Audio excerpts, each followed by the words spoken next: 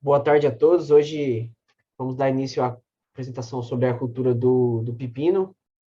Meu nome é Matheus Pereira e os integrantes do meu grupo são o Elian Pereira e o Jarlison Santos.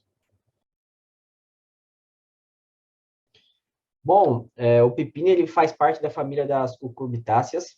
É, Ele foi ali originário, é uma cultivar bastante antiga, originária ali na Índia, onde existem meados na história que desde a antiguidade, ali na Ásia, na África e até mesmo na Europa, ele já vem sendo utilizado.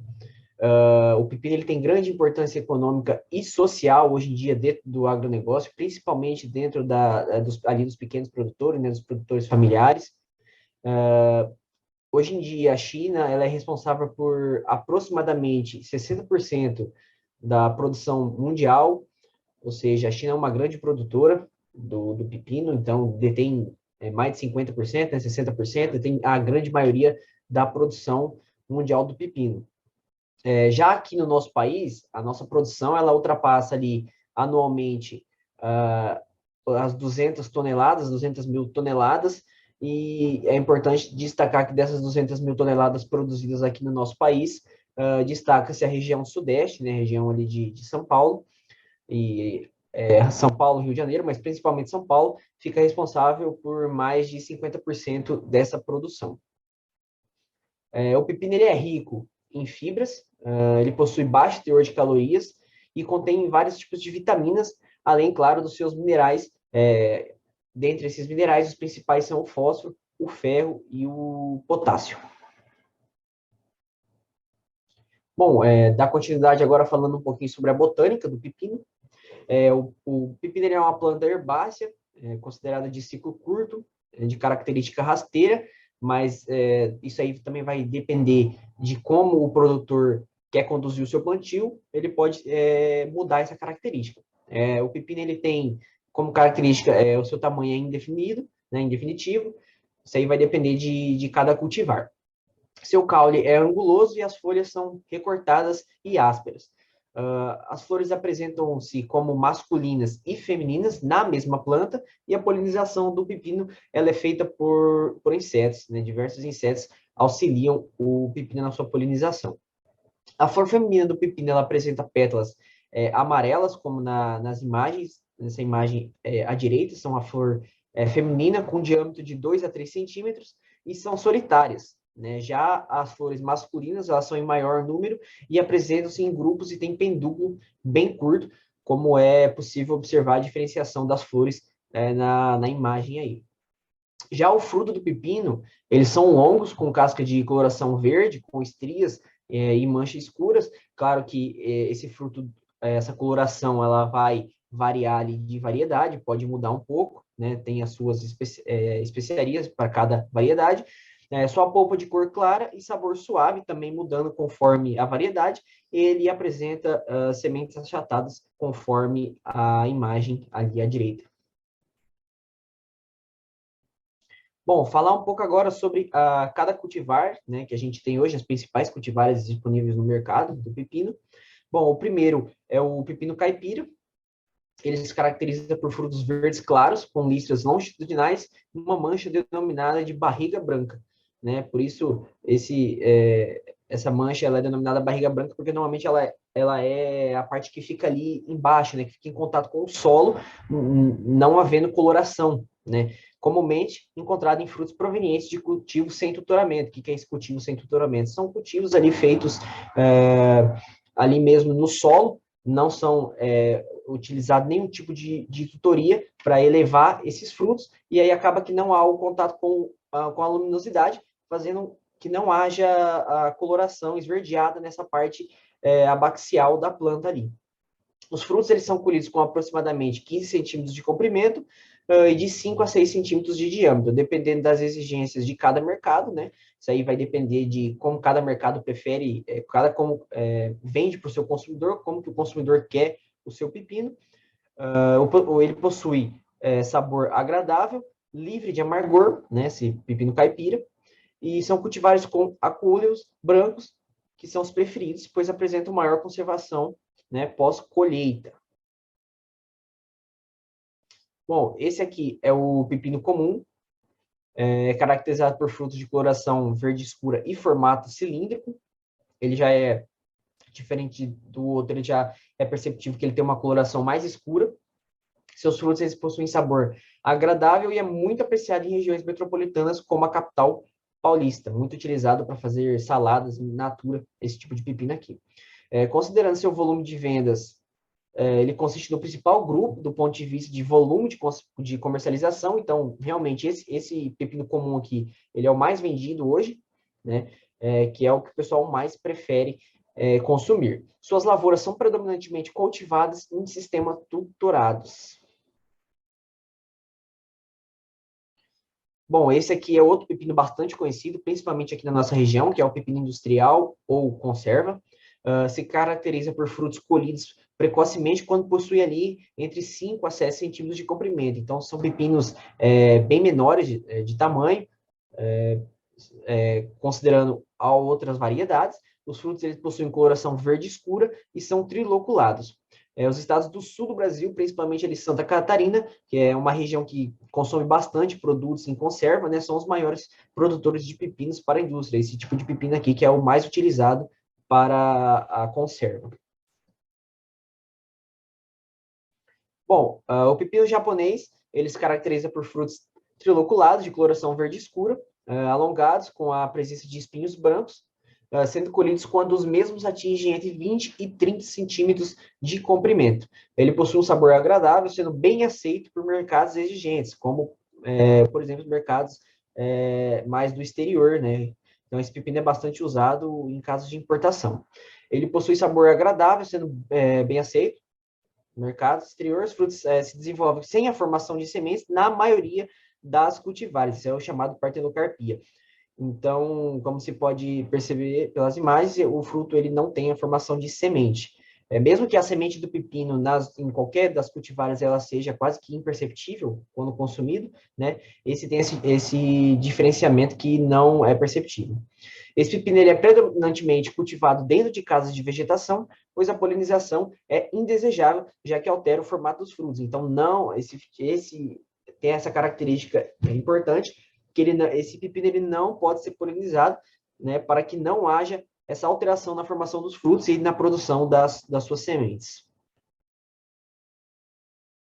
Bom, outro pepino é o pepino híbrido Durango, variedade partenocárpica, de ótima precocidade, então é um pepino que possui uma rápida produção, excelente para cultivo em estufas, principalmente na primavera e verão. Eles são frutos do tipo Beit Alpha, bem mais adocicados e digestivos em relação aos pepinos convencionais, com coloração verde escuro e de ótima uniformidade. Então, esse pepino ele é excelente para mercados de salada in natura.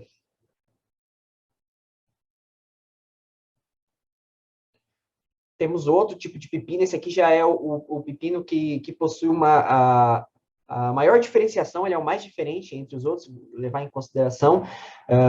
Ele é o pepino híbrido Banglas, que ele é uma planta vigorosa e com ótima produtividade.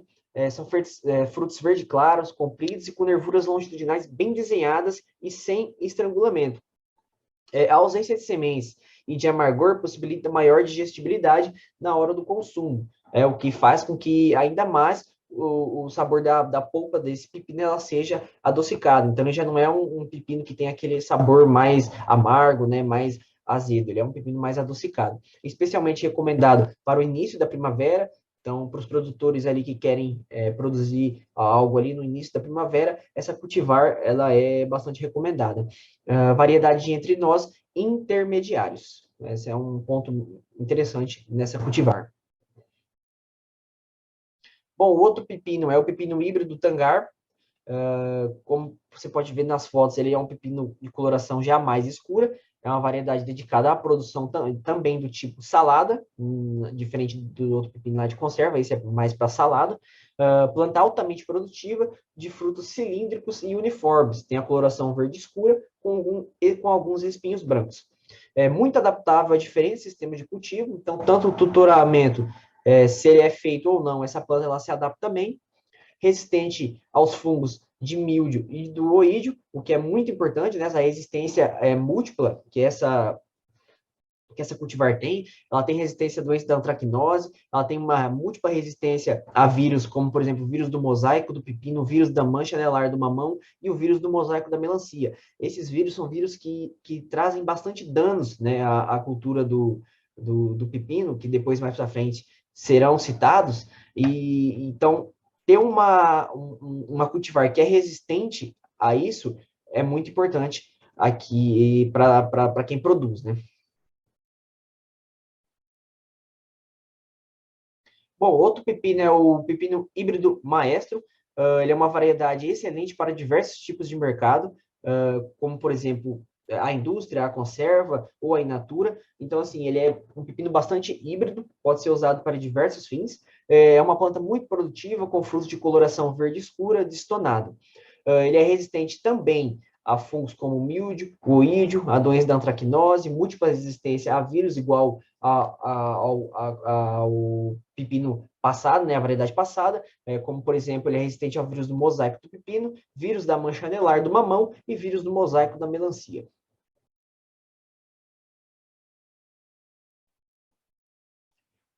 Bom, em relação ao clima em geral, para o cultivo do pepino, o pepino ele é uma cultura que ele se adapta muito às regiões com clima variados, ali de ameno a quente, ou seja, ele prefere as temperaturas ali que variam de 20 a 30 graus. O pepino não é uma cultura que gosta de regiões muito frias, né? Então ele não se adapta bem a certas regiões lá no sul, por exemplo, em épocas que fazem muito frio, por exemplo. Porque, além de tudo, o pepino ele não tolera geadas devido à sua limitação climática. Então, o plantio do pepino, ele se concentra ali no período da primavera-verão, né? Contudo, se o produtor ele tem ali nas suas na sua área galpões, né, estufas, onde ele consegue controlar a temperatura, ele consegue muito bem plantar esse pepino em regiões mais frias, né, mais frias. Mas aí vai depender do aporte desse produtor. Plantios em regiões de altitude elevada e latitude acima de 22 graus ao sul ou em regiões predispostas a geadas podem ser amenizadas com o cultivo dentro de casa de vegetação, como dito. Para o cultivo do pepino em ambiente protegido, nas épocas mais quentes do ano, é necessário manter as partes laterais abertas a fim de evitar temperaturas muito elevadas. Então, o pepino ele é aquela cultura que ele não tolera nenhum dos extremos. Ele não tolera a temperaturas muito baixas e também não tolera temperaturas muito elevadas. Ele fica ali no meio termo, de 20 a 30 graus. Outro cuidado em cultivo do pepino, dentro de casa de vegetação, é a escolha de cultivares adequados. Então, você vai pegar ali e vai ver qual que é a cultivar que se adapta melhor, como exemplo, todas essas outras cultivares que foram citadas anteriormente aqui. Você vai escolher qual que se adapta melhor à sua região.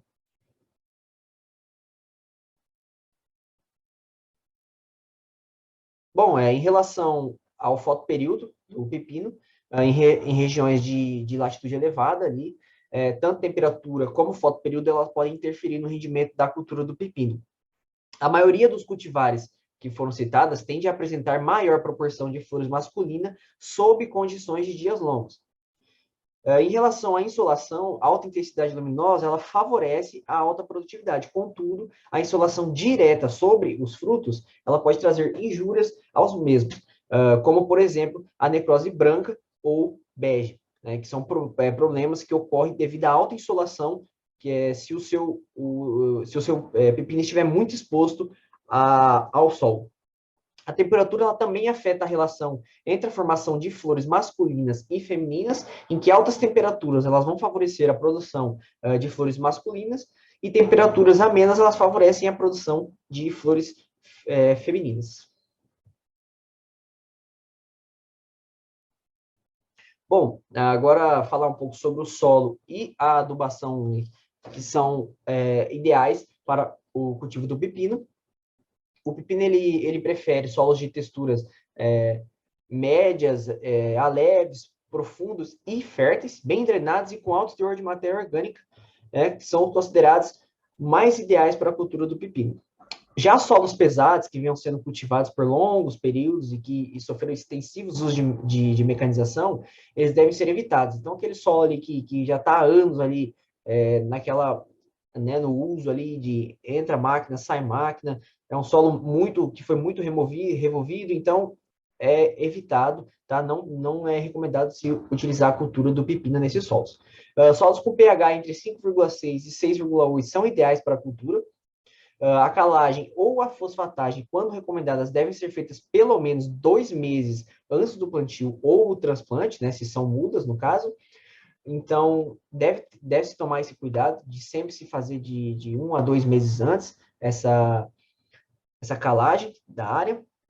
A adubação orgânica, quando possível, ela deve ser aplicada na dose de 30 toneladas por hectare de esterco bovino ou de 8 toneladas por hectare de esterco avícola, ou também pode ser usada a torta de mamona ali fermentada, se caso for optado pela torta de mamona, aí a quantidade é um pouquinho menor, usaria em torno de 2,5 toneladas por hectare de torta de mamona.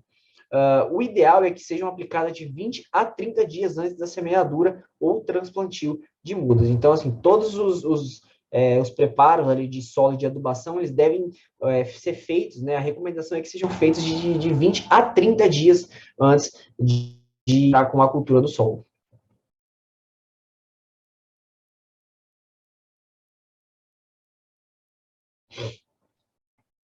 Bom, a adubação mineral ela varia conforme a produtividade esperada e também a análise que o produtor ele vai fazer ali da área, do solo, né? De maneira geral, sem que se precise disso, a quantidade de nitrogênio recomendada é em torno de 120 quilos por hectare, de potássio é de 120 a 250 quilos por hectare, dependendo da disponibilidade desse elemento no solo, e de 60 a 300 quilogramas por hectare de fósforo, certo? Também vai depender da disponibilidade do elemento e principalmente da textura do solo, que é um fator bastante importante, é a textura do solo.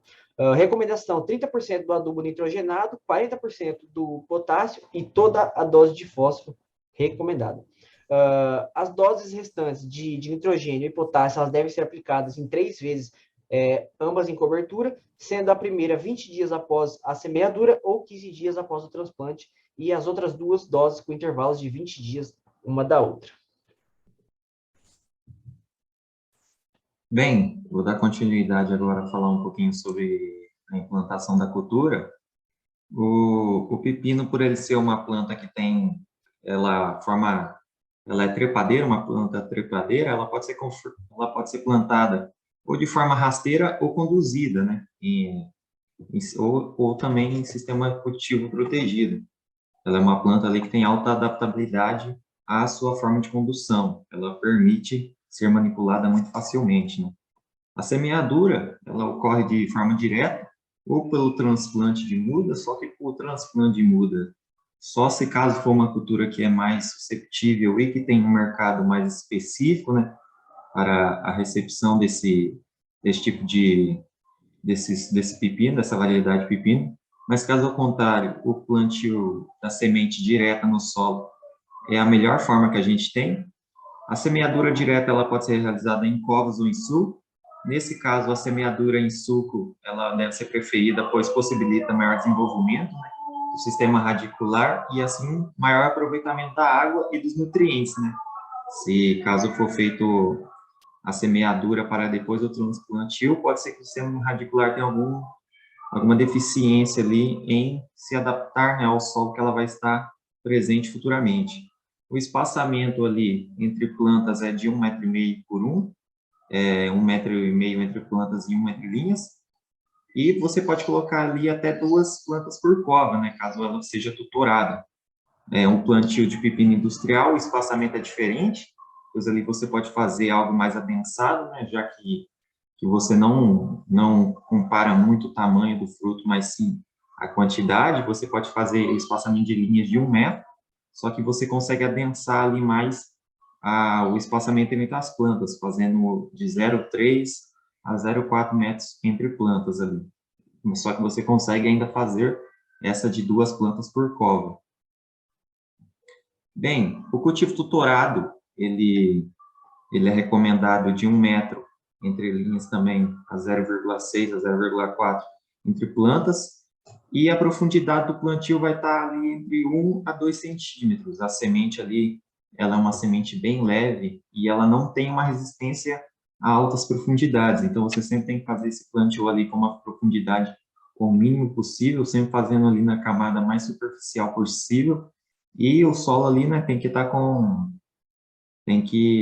com todas as qualidades ali que a semente consiga emergir ali de forma sem nenhum impedimento, né? Sem, por exemplo, ter torrão em cima da semente ali, o que vai dificultar, vai ser um gasto muito grande de energia para a semente conseguir sair dali. Bem, para cultivares híbridas, tem-se o preço de semente mais elevado, né? As mudas são produzidas em algum tipo de recipiente, é o que eu estava explicando. Alguns híbridos que têm um maior preço, por exemplo, às vezes pela dificuldade da obtenção de semente, deve ser produzido, ou pela ineficiência, né, do método de semente, deve ser produzido em tubetes ali. Fora, deve ser realizado o plantio de mudas. Você consegue ali uma maior nível onde levar para o campo essas mudas. Os pinos comerciais, os segmentos que melhor se adaptam ao cultivo rasteiro são de caipira e conserva. O custo é inferior e exige maior demanda de mão de obra, né, devido à alta adaptabilidade dele a esse sistema de produção.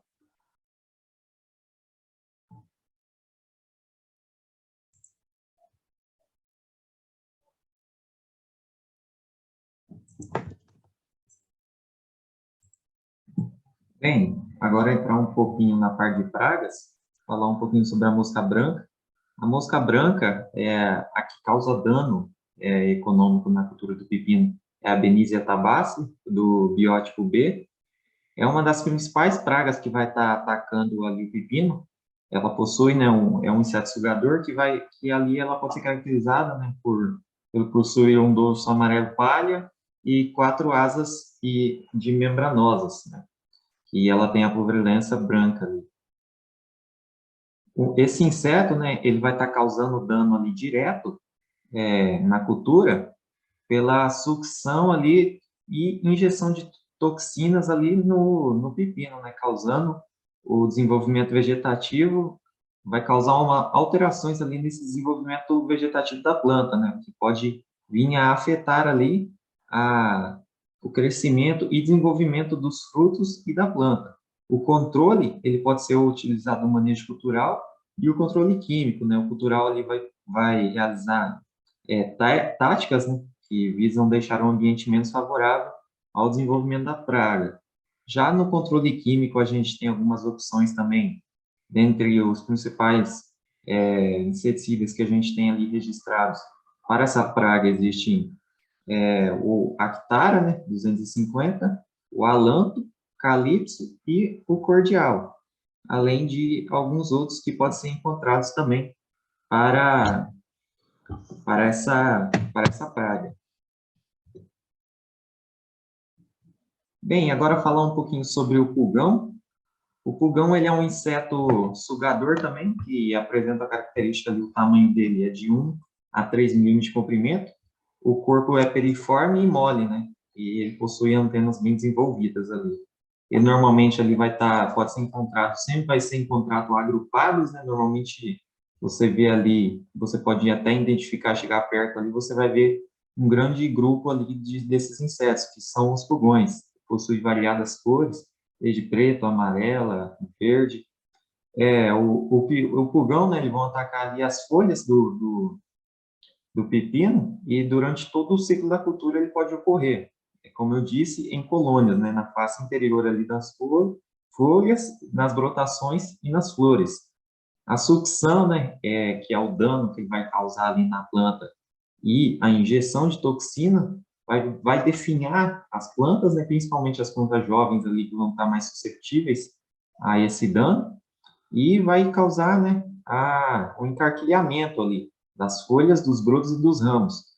Ele também favorece a formação da fumagina, né, que vai ser uma ocasião ali que vai ocorrer em subsequência, né, do dano dessa praga. Também ali que pode transmitir, né, pode ser o vetor de outras doenças, que é o caso das viroses. O controle é a instalação ali de cultivos em locais distantes, né, de plantio velhos ali, principalmente os plantios novos, né, que estão mais suscetíveis à ocorrência dessa praga, você vai, é recomendado, né, também que se, caso já tenha histórico ou áreas próximas que estejam culturas ali da mesma família ou semelhantes, como é o caso do pepino, né, com a melancia, o melão e as abóboras, né, a utilização de barreiras ou cultivo protegido e a eliminação, né, das plantas de pepino com virose, que vão apresentar ali os sistemas. Além, né, outro caso é a adoção de cultivares resistentes. E, no último caso, utilizar inseticidas, né, que dependendo do período de carência ali, caso o inseto ataque ali uma época ali que você não consegue mais realizar o controle, você não vai conseguir, né, fazer esse controle devido ao período de carência que os herbicidas podem apresentar. Bem, falar um pouco agora sobre a trips. As trips que vão estar causando dano no pepino é a trips tabás e a trips palme. Eles são insetos ali que apresentam tamanho de 1 a 2 milímetros de comprimento, coloração amarela e marrom claro e marrom escuro também. Os atritos ali vão estar perfurando e sugando o conteúdo, né, das células vegetais ali, causando um aspecto queimado ou prateado nas folhas. Essa praga também pode causar mancha e cicatrizes nos frutos que vão estar ali mais jovens, né, na fase de desenvolvimento. As tribos também elas podem ser transmissores de vírus, né, ao pipineiro, como é o caso dos pulgões. A recomendação, né, que a gente tem para controle dessas pragas é a adoção ali de manejos, né, como adotados para pulgões, e a mosca branca também, né, que é evitar plantio em áreas que já tem o histórico dessa praga na área, e evitar o uso de herbicidas, né, de inseticidas, que ocorre só em último caso. A broca das cucubitáceas, que é a Diphaenia nitades e a Diphaenia hialina. A fase é uma lagarta ali, né, que ela vai estar responsável pelo dano nas folhas e nos frutos. Ela é facilmente encontrada no lado inferior da folha e na sua base ali, onde ela pode atingir até 20 milímetros de comprimento. Elas vão estar ali se alimentando das folhas, dos brotos novos, ramos, mas só que o dano principal nela é os frutos, que elas vão dar ali preferência ao fruto. Caso o fruto ainda esteja em desenvolvimento, ele vai estar ali mais suculento, né? Mais facilmente a praga vai conseguir entrar ali. O controle pode ser realizado através do controle químico, né? Que é o uso de inseticidas sistêmicos, onde a principal medida de controle da broca é a utilização de produtos registrados, né, para a cultura do pepino, como é o caso do agrálio, Pleno, malation e prêmio. Já na parte de doenças agora, falar um pouco sobre o ídio.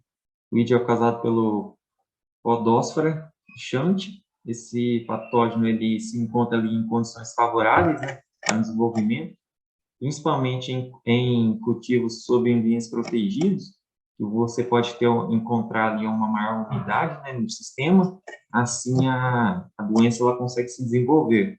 O fungo ele vai conseguir se desenvolver mais e atacar a planta. Os sintomas, né, são bem visíveis na parte aérea da planta, nas folhas são mais atacadas e se inicia pelo crescimento branco purpurento, né, formado pelo micélio do fungo. A coalescência das manchas pode afetar toda a extensão da área do limbo foliar, né, das plantas. Cultivares resistentes, hoje em dia vai ser a maneira mais econômica do seu controle. Contudo, nem sempre é possível ser adotada, né, essa tática, né, devido a ser poucas as cultivares que a gente tem hoje em dia resistente ao oídio. O controle químico também é o método que é mais indicado para o controle dessa doença na, na cultura. O uso de fungicidas, principalmente daquele à base de enxofre, eles dão bons resultados, né? No entanto, em condições favoráveis a doenças, fungicidas sistêmicos, como é o caso dos triazóis, são mais indicadas por possuir maior eficiência no controle. Aqui, a gente tem o exemplo, né, do dano que é causado pelo fungo. Você pode ver bastante os micélios, né, que ocorrem esses micélios brancos, esbranquiçados pelo todo o limbo foliar e nas nervuras também.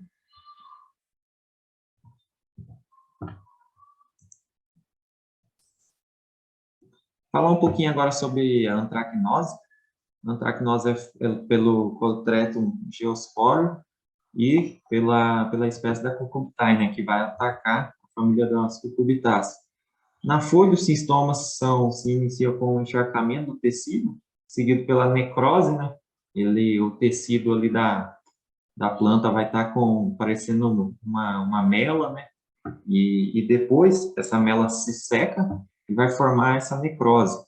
As lesões podem variar de milímetros até centímetros, né? Que vão se caracterizar ali por uma mancha circular de cor pálida e ela é mais clara ao centro. As principais medidas de controle dessa praga vai ser o uso de sementes sadias, já que ela ali a fonte do inóculo ali pode estar no solo, né? A distribuição de restos culturais de outras cucurbitáceas, caso seja uma área que já esteja com a presença dessa família, as cucurbitáceas anteriormente. A rotação de cultura também, né? Com espécies antagônicas que não transmitem ali, que não hospedam o fungo, e a utilização de culturas resistentes, né? É a medida mais barata, né? Que você pode utilizar ali. O controle químico, né, pode ser utilizado com fungicidas protetores, no meu caso do mancozeb, o cloratonamil e cúpricos também. Ou os sistêmicos, né, que vão ser os curativos, à base de metomil e triabendazóis, são os mais utilizados. Aqui o exemplo, né, você pode ver que a mancha ela é mais escura e ao centro ela tem uma coloração mais clara, né? Em volta é mais parda e ao centro ela já se encontra ali uma região mais clara com um ponto preto ao centro. Agora entrando na parte um pouquinho de viroses, começar um pouquinho a falar sobre a mancha anelar, que é causada pelo vírus Papala Rigot Spot vírus, que é do tipo W. Esses vírus normalmente vai ser, como eu estava citando lá, os pulgões, a mosca branca, pode ser os transmissores dessas viroses, né? O inseto, a hora que ele vai lá se alimentar da planta, ele pode estar contaminado com esse vírus e aí causar a infecção, né, na planta. As perdas decorrentes do ataque de virose podem ser elevadas, né, comprometendo ali a produção. A principal ocorrência é mais comum em regiões tropicais, e pode ser transmitido por mais de 20 espécies de pulgões, né, de maneira não persistente, ou por inoculação mecânica. Só que não é relatada, né, essa transmissão via sementes. O controle dessa virose envolve medidas, o uso de cultivares resistentes sempre vai ser o melhor método quando a gente fala de virose, só que no mercado existe, né, algumas cultivares resistentes, só que não são muitas. Algumas técnicas culturais também podem ajudar no controle, né, como é o caso da rotação de cultura, controle do vetor, né, do vírus. Aqui a gente consegue observar o dano, né? É uma mancha bem pequenininha, onde você pode observar que ela vai estar causando ali, né? A mancha ocorre no fruto, de forma ali que ela vai causando umas formas, só que sem o ângulo preciso. Você pode observar ali no fruto ali, só que é uma doença, uma virose que você vai observar ali mais de forma precisa, vendo mais próximo.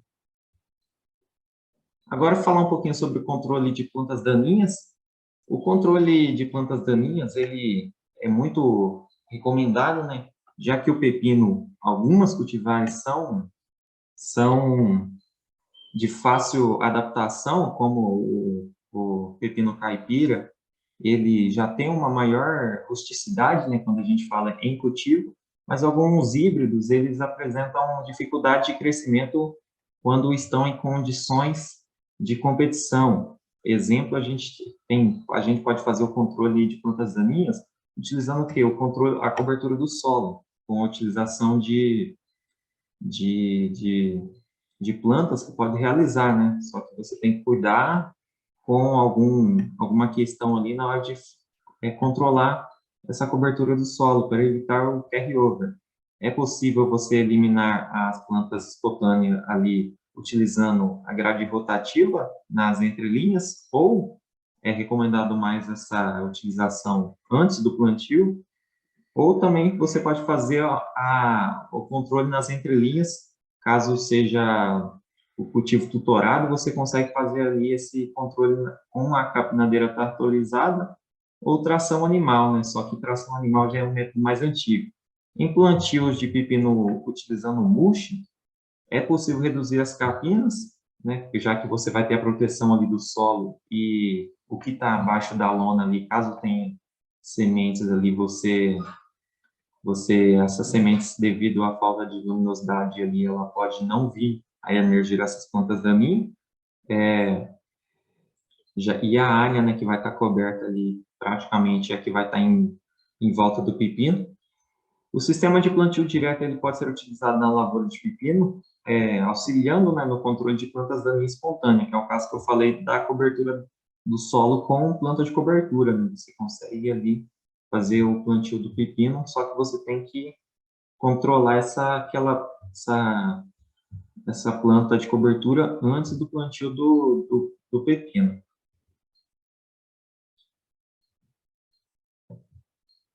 Bem, falar um pouquinho agora sobre o desbaste.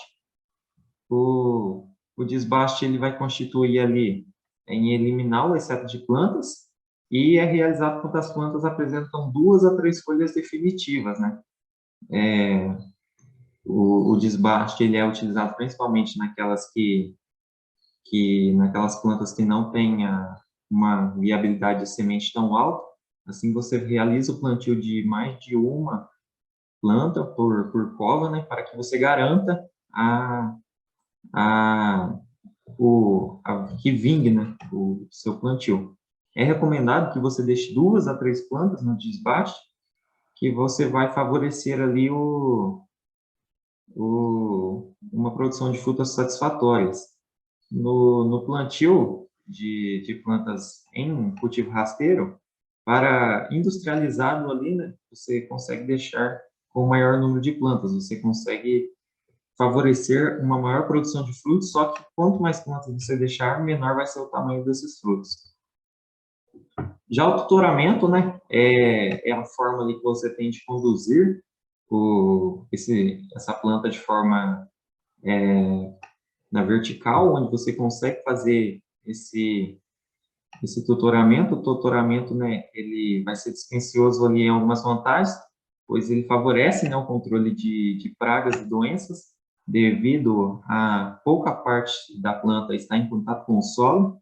Você também consegue melhorar a colheita, né, devido ali a facilitar a coleta quando ela ocorre de forma manual. Também, como os frutos não vão estar em contato com o solo, você evita esse efeito barriga branca, né? Como os frutos que estão no sistema rasteiro, eles vão estar em contato ali com o solo, você vai ter esse efeito barriga branca, né? A parte que está em contato com o solo não vai estar em contato com a luz. Aí, quando você está nesse sistema, você favorece que isso não ocorra.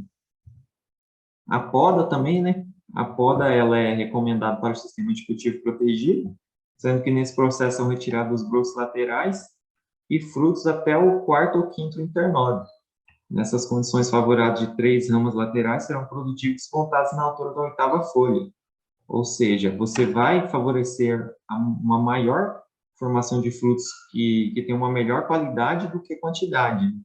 Só que essa poda ela não é realizada principalmente no que é para a indústria, né? Na indústria você precisa de uma maior quantidade e não do tamanho. O tamanho ali pode ser um tamanho reduzido, né? Principalmente ali para quando a gente vê para conservas. Agora a colheita, A colheita ela ocorre ali entre 40 a 50 dias após a semeadura, onde podendo se estender a 80, dependendo, né, ali das condições de sanidade e nutrição da planta, e também das características da cultivar, né, que esse tempo pode ser alterado, né. Exemplo de cultivares mais precoces, você consegue colher entre 40 a 50 dias. Já outras outras cultivares mais tardias, você consegue fazer essa colheita a partir dos 80. Agora um pouquinho sobre a classificação.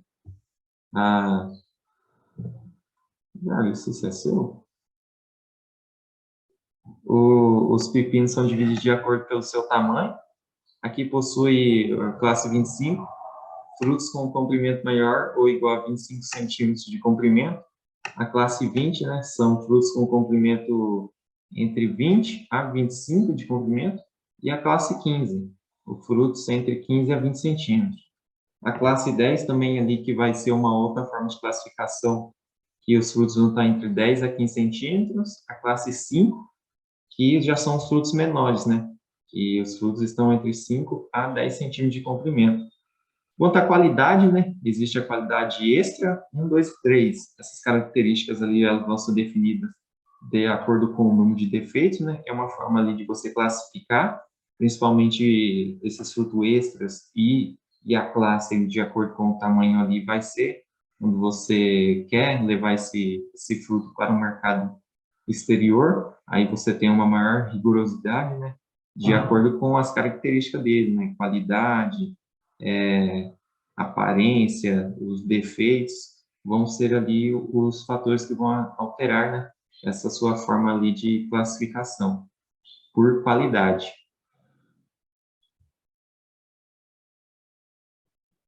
Na pós-colheita, os frutos de pepino geralmente são comercializados na caixa tipo carne, e a caixa tem as seguintes dimensões, né? 45 de comprimento, por 26,23 de largura e 35,5 de altura.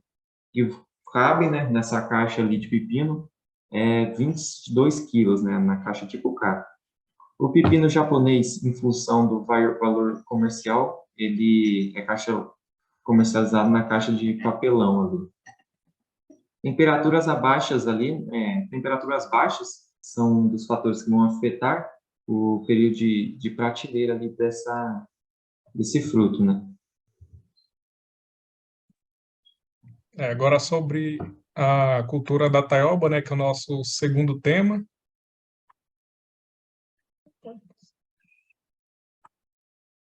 Aí a taioba, ela é classificada como uma hortaliça tradicional.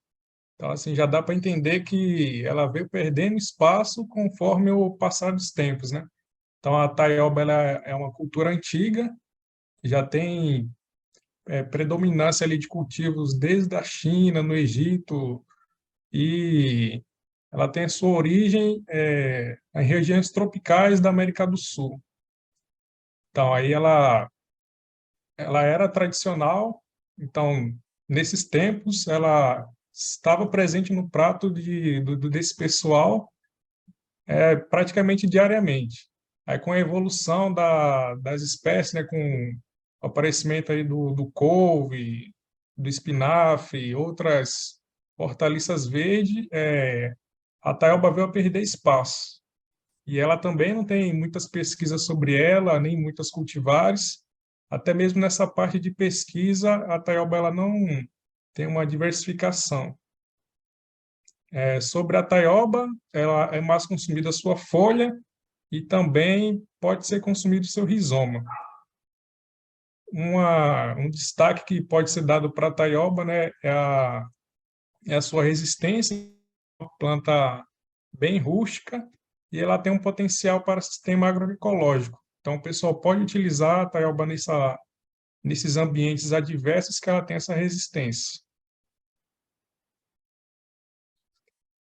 Aí, alguns benefícios que a taioba tem, que pode atrair o pessoal a consumir, são principalmente suas vitaminas. Então, ela tem vitamina C, vitamina B, o complexo B, e os seus minerais. Dentre esses minerais, tem um destaque para o ferro, o cálcio, o potássio e o manganês para a alimentação humana, mas ainda tem a presença de cobre e de boro.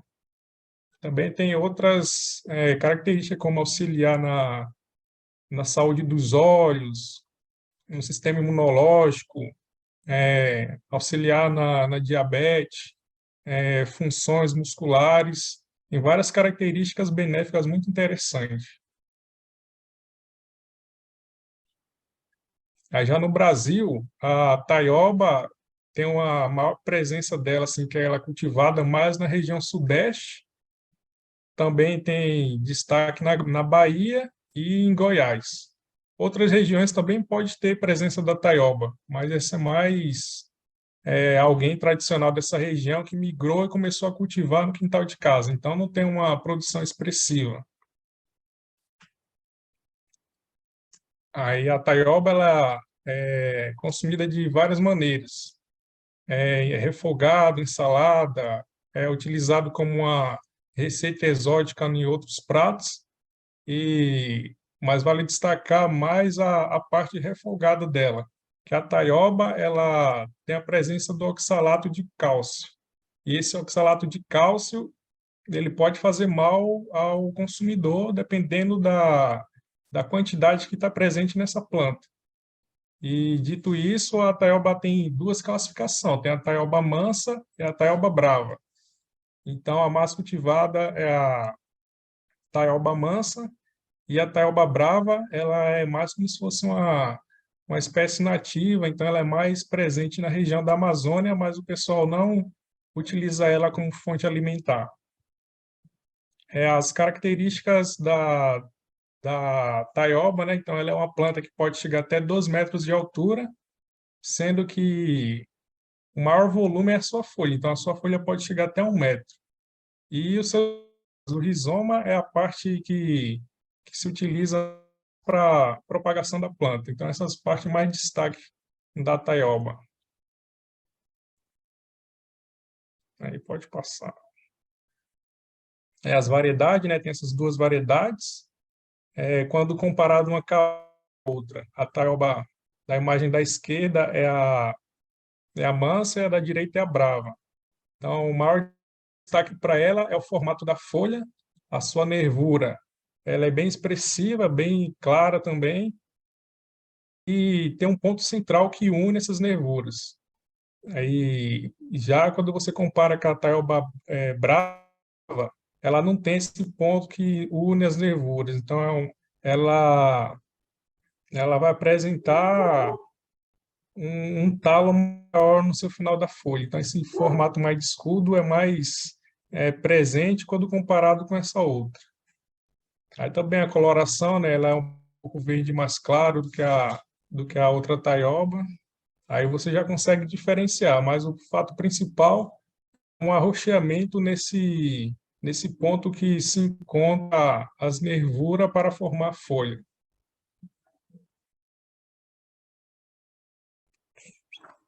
Questão de clima e solo. Então, a taioba, ela é uma planta bem rústica, ela pode ser cultivada até em todas as regiões do Brasil, mas principalmente aquelas regiões que têm a temperatura um pouco mais quente, que são as tropicais. Então, destaque para regiões que têm a temperatura acima de 25 graus e pode chegar até temperaturas de 15 graus. Já, por exemplo, se você for cultivar a taioba no sul, é o mais adequado que você plante ela na estação mais quente do ano. Isso vai evitar que ela chegue a fatores estressivos, né? Então ela vai ficar mais em estado de dormência e não vai conseguir se desenvolver bem. Já o solo, ele não é muito limitante para a taioba. Então, pode ser um solo ali rico de matéria orgânica, bem drenado, né, para não causar alagamento quando chover, e ter aquelas fontes necessárias de micronutrientes para ela se desenvolver. Vai estar mais relacionado se você vai fazer ou não adubação. Pode passar. Dito isso, vem o preparo do solo. Então, o preparo do solo, você vai adotar práticas convencionais, né, e efetuar uma adubação, até mesmo melhoramento da sua cultura. A calagem, se necessário, você vai fazer conforme a análise de solo, e quanto à adubação do NPK não é definida para taioba, não tem estudos. Então, você utiliza mais a recomendação para o IAME, que o IAME já é um pouquinho mais específico e tem umas doses mais recomendadas, né? Por exemplo, 180 kg por hectare de P2O5, e as suas subdosagens, como a adubação de cobertura. Pode passar. Aí o plantio, a propagação será feita por rizoma. Esse rizoma você vai deixar uma planta ou mais como fonte propagativa, e vai deixar ela se desenvolver mais do que o tempo normal para a colheita. Esse rizoma, quando você descobrir do solo e ver ele com 20 centímetros do tamanho de um palmo, você reparte ele em 4 ou 5 tamanhos, e ele vai ter gemas. É semelhante um pouco ao cultivo da mandioca, que você corta aquele caule e só deixa algumas geminhas para produzir uma nova planta. Aí o espaçamento adequado ali é de 0,8 a 1 metro entre linhas, e de 40 a 50 centímetros entre fileiras. Você também pode adotar o cultivo de linhas duplas, no qual você utiliza uma planta entre outras 50 centímetros, e para fazer essa nova dupla linha, você dá um espaço de 1 metro. Aí depois forma outra linha dupla. Aí assim é semelhante a isso da foto.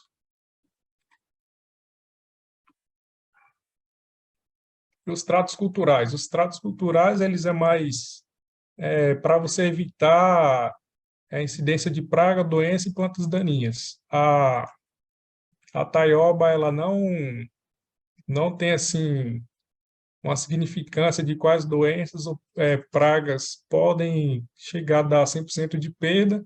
Então, você usa mais extratos culturais, que seria controlar as plantas daninhas com capina, usar cobertura morta do solo para já não ter esse desenvolvimento das plantas daninhas, usar o desbaste, utilizar plantas que pode ser como barreira de insetos vetores, alguma praga que pode atacar a taioba, seria essa broca, ela vai destruir os rizomas. Então, quando você já tem uma ideia de qual praga pode atacar, você já faz o controle. Outro exemplo seria a presença do Coletótrium cloesporoides, que seria a antracnose. A já é uma doença fúngica, você faz o controle preventivo, aplica um fungicida, é algo mais preventivo, assim, ó, a presença de nematóides.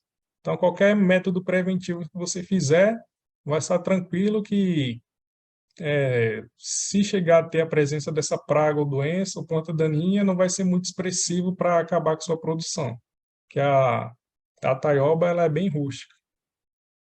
Pode passar. Aí, por fim, a colheita e pós-colheita. A colheita da taioba, você pode fazer a coleta das folhas quando tiver a partir de 60 a 75 dias após o plantio, e essas folhas elas vão ter um tamanho expressivo, né? Se você regou, deixou ela desenvolver, fez todos aqueles tratos culturais, o preparo do solo, nessa época tem a tendência dessas folhas ter de 30 a 40 centímetros de comprimento. Quando você for cortar essas folhas e for levar para venda, e tem em torno de 5 a 7, você faz ali um amontoamento dessas folhas e leva para o mercado.